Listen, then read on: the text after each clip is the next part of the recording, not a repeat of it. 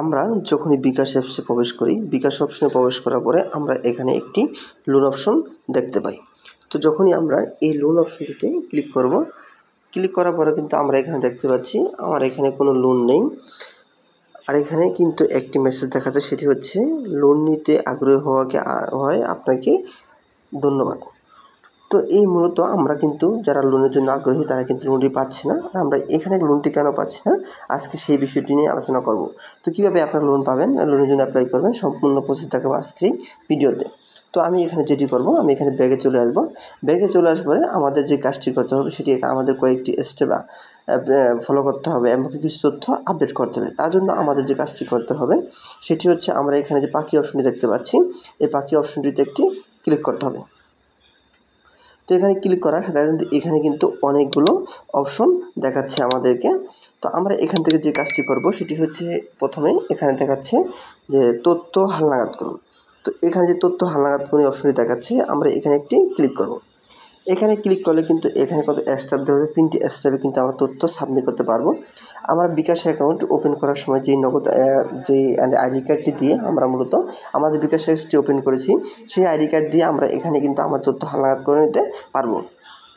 তো এখানে 3টি স্টেপ দেখাচ্ছে। প্রথমটি হচ্ছে আপনার আইডি কার্ডের ছবি তুলুন, দ্বিতীয় হচ্ছে প্রয়োজিত তথ্যটি প্রদান করুন এবং 3 নম্বর হচ্ছে আপনার চেহারার ছবি তুলুন। তো এখানে 3টি স্টেপ ফলো করলে কিন্তু আমরা এখানে শুরু করে স্টার যে বাটনটি রয়েছে এখানে কিন্তু মূলত ক্লিক করে আমরা এটি করতে পারি।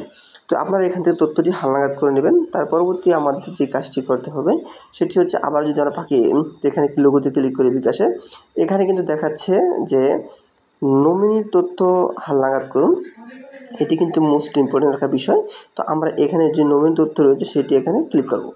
তো এখানে নমিনি তথ্য হালনাগাদ করুন, এখানে যদি আমরা ক্লিক করি তাহলে কিন্তু আমাদের তথ্য হালনাগাদ করার যে অপশনটি সেটি চলে আসবে।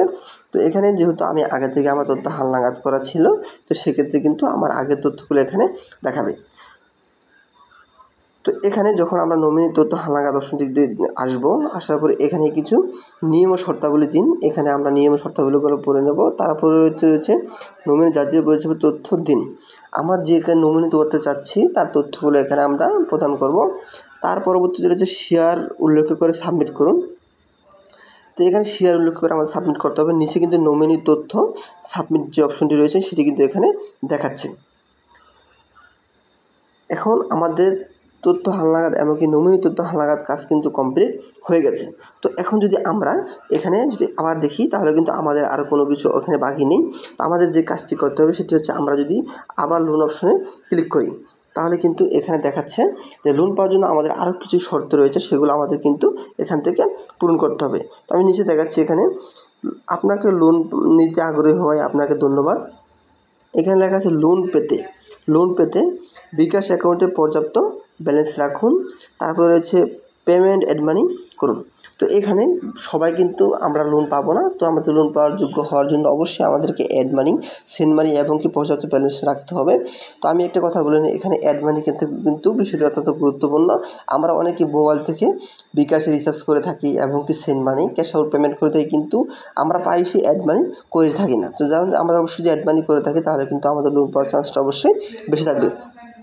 এই তথ্যগুলো যদি আমরা আপডেট করে নিই তাহলে কিন্তু পরবর্তীতে দেখা যাচ্ছে আমাদের লেনদেনের উপর ভিত্তি করে কিন্তু আমাদের যে লোনটি রয়েছে সেটি আমাদের দেওয়া হবে 500, 1000, 2000 এবং 20,000 পর্যন্ত হতে পারে। তো এই স্টেপগুলো যদি আপনারা ফলো করেন তাহলে কিন্তু অবশ্যই আপনারা বিকাশে লোন পাওয়ার যোগ্য হিসেবে বিবেচিত হবেন।